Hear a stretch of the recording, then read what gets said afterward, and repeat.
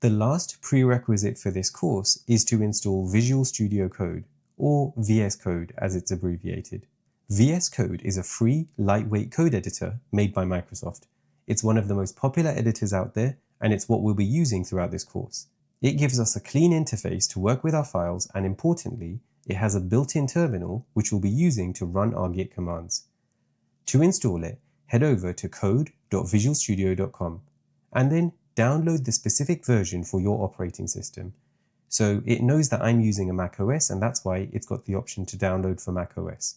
If you're using a Windows, it will just say download for Windows. The installation is really straightforward. Just follow the steps on the screen and you'll be up and running in a couple of minutes.